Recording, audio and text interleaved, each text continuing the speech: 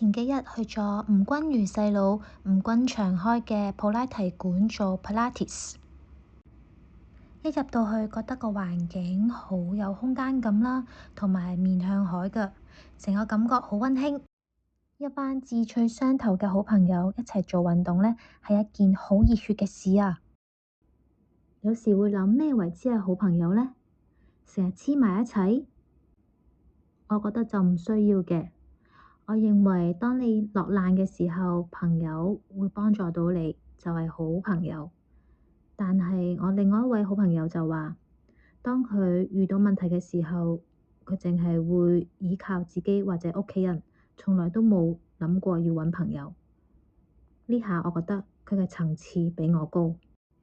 好啦，咁我降低要求，我希望分享我嘅喜悅畀對方聽嘅時候，對方唔會產生任何嘅妒忌心，咁就得啦。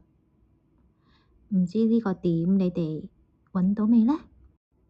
如果到呢一刻都仲未揾到，都唔使灰心，獨善其事，減少一啲不必要嘅情緒，都未嘗唔係一件好事。